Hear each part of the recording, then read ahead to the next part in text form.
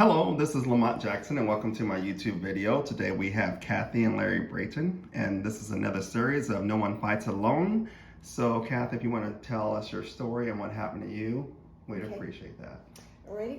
Well, in 2012, I went in for my regular annual mammogram, and a few days later I got a call from the doctor's office saying, we need you to come back in because there seems to be something we need to look at.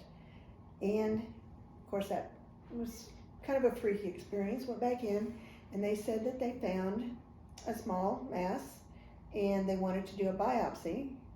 When I went to see the surgeon, he said it was so small that he didn't want to just do a biopsy because he was afraid he was going to miss it. So he just wanted to go ahead and remove it. So had surgery to get it removed. Yes, it was cancer. A few days after that, they wanted to do another surgery because they wanted to check lymph nodes around there just to make sure that they'd gotten everything. And that one was clear. That was very good. But then they wanted me to go in for radiation treatments.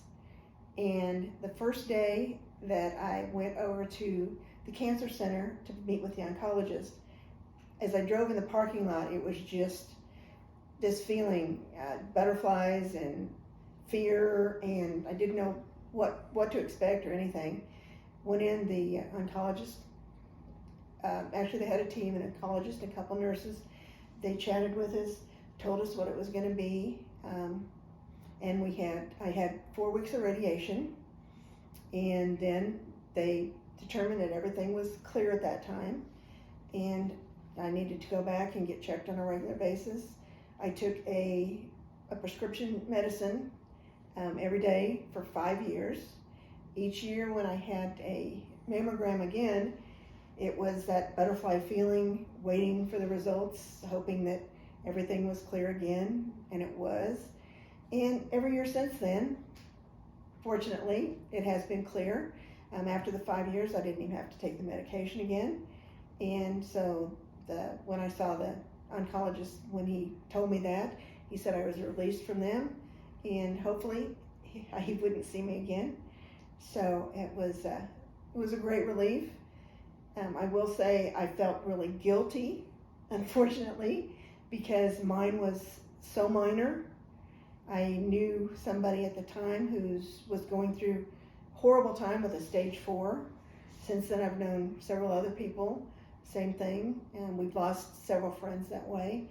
And so it's one of these things where I feel very fortunate that I am still here and that I'm clear of it, but also kind of guilty because there's so many people that I've known that weren't that fortunate. And so the biggest thing I think I'd tell somebody is make sure you get your annual mammogram. That is how mine was discovered. It was small enough that it could not have been detected any other way, and they got it taken care of right away and cleared it up, and everything has been great since then. But I know that that is not always the case for everybody. So do those personal tests. If you feel like there's anything out of the ordinary, call your doctor, go see your doctor. That's what they're there for.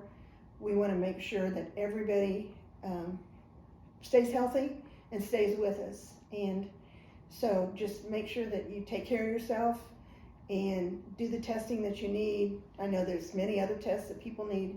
And so just make sure, get your wellness checks, take care of yourself, and I'll pray that everybody else does as well as I did. Well, thank you for sharing your story. It means a lot to me, and you both know I love you to death.